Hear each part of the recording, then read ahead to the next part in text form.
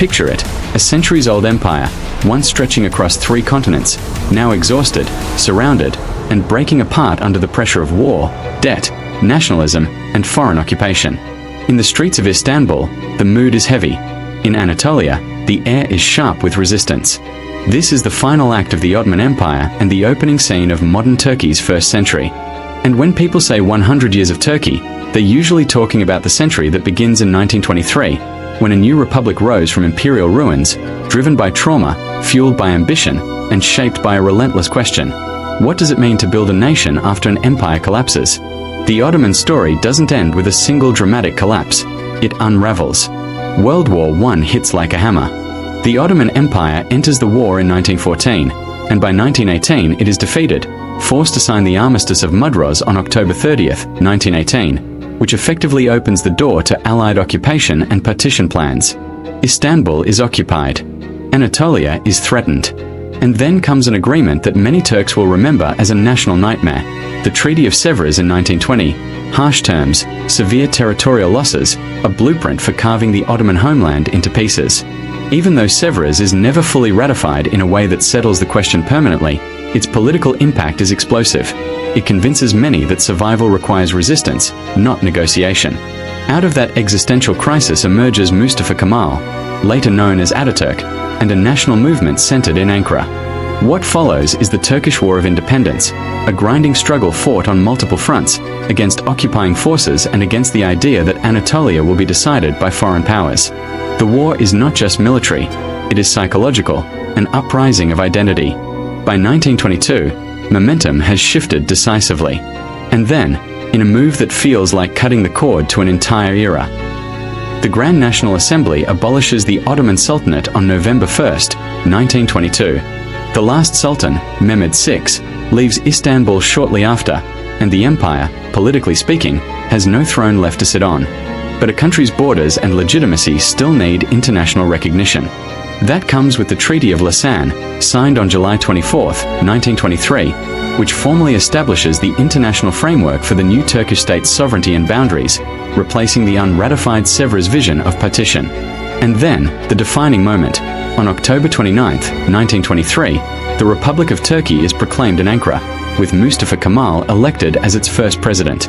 The story of 100 years begins, officially, audibly, unmistakably, with a new regime and a new mission: to transform an imperial society into a modern nation-state. The early republic moves fast, shockingly fast, like someone trying to rebuild a house while the storm is still overhead. The leadership's vision is revolutionary. Sovereignty belongs to the nation, not a dynasty. Law and education should be reshaped. Identity should be redefined. One of the most emotionally charged decisions comes soon after: the abolition of the Caliphate on March 3, 1924. For centuries, the Ottoman Sultan had also been associated with the Caliphate as a symbol of Islamic leadership. Ending it is not merely administrative, it is symbolic surgery. To supporters, it is necessary to build a secular republic. To many critics, it feels like tearing away a sacred mantle. That tension, between secular state building and religious cultural memory, will echo through the entire century. Ataturk's reforms accelerate: new civil codes, changes in education, and a deep push towards secular, centralized institutions. A major cultural turning point arrives with the adoption of a Latin-based Turkish alphabet, part of a broader project to raise literacy and align Turkey with a modernist direction. It is also a psychological break from Ottoman imperial identity, an attempt to create a new civic language for a new era. These reforms are not gentle. They are forceful, sometimes welcomed, sometimes resisted, and often experienced unevenly across cities and rural areas. Yet the emotional truth of the era is unmistakable. The Republic is determined to reinvent itself, quickly, before history can trap it again. Politically, the early decades are dominated by one-party rule and a state-driven modernization project. Then the world shifts again with World War II.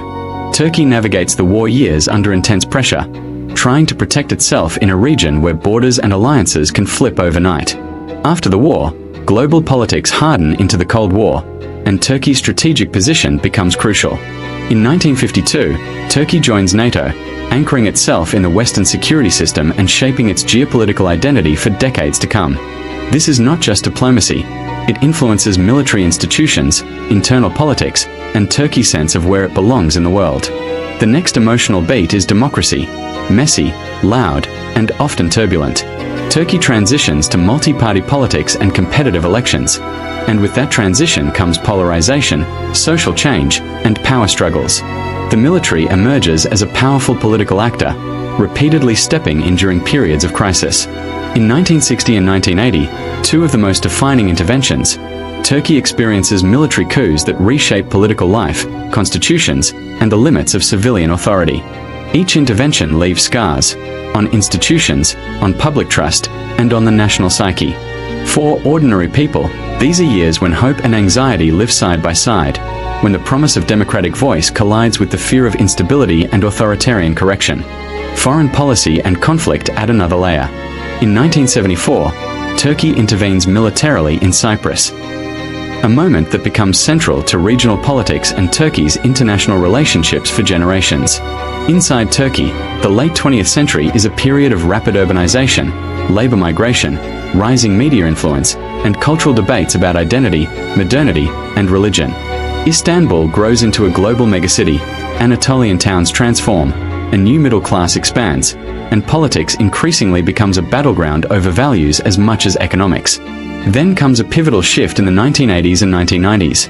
Liberalization and a new economic vision associated with leaders like Turgut Özal, who is often linked to opening markets and changing the country's economic direction in ways that reshape business, culture, and political expectations. The promise is growth and integration. The cost is inequality and tension over who benefits and who is left behind.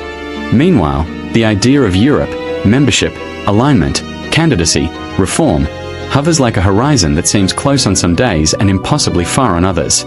The 21st century arrives with a dramatic political realignment. In 2002, the Justice and Development Party, AKP, comes to power, beginning an era that will define modern Turkey in the eyes of many observers.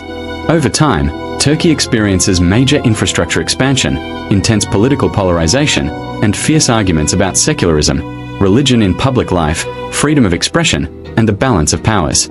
One of the most emotionally visible moments erupts in 2013 with the Gezi Park protests, an event that becomes a symbol of generational tension, civic space, and competing visions of Turkey's future. Then, in 2016, Turkey is shaken by a failed coup attempt, an event that becomes a national trauma and a turning point in security policy, politics, and social trust. In the years that follow, Turkey's political system undergoes major restructuring, and public debate intensifies over governance, rights, stability, and the meaning of democracy in a high-stakes environment.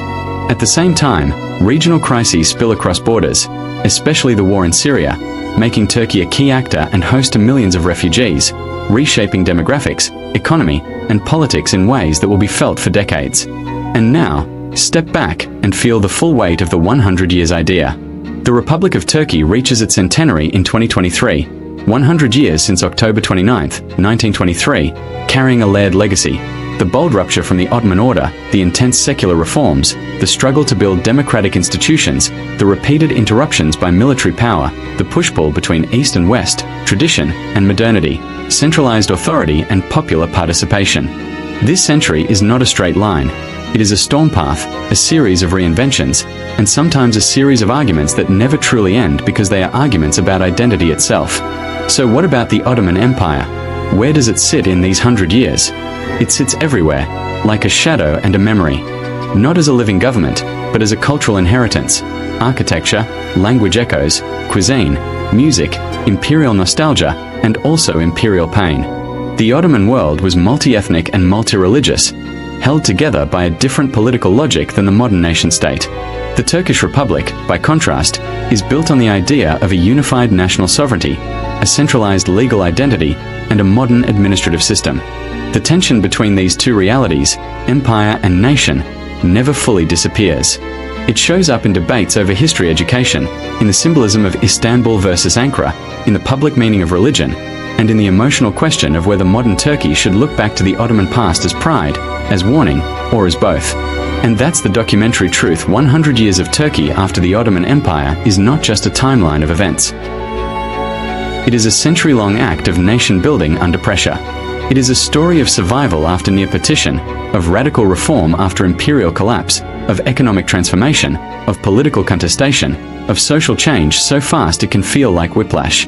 It is a story of a country that keeps negotiating its identity at the intersection of continents and civilizations, where every generation inherits not only institutions and borders set in the 1920s, but also the unresolved emotional argument of what Turkey is supposed to be. In the end, the most powerful way to understand this century is to imagine the people living it. The student learning a new alphabet, the soldier guarding a new border shaped at Lausanne, the family moving from village to city, the voter seeing their voice rise and fall under coups, the protester demanding space, the refugee arriving at a frontier, the worker chasing opportunity, the believer and the secularist both claiming they love the same country, just in different languages of the heart. This is what 100 years looks like when an empire ends and a republic begins. Not a neat chapter break, but a long, dramatic, human struggle to decide what the future should remember, and what it should finally let go.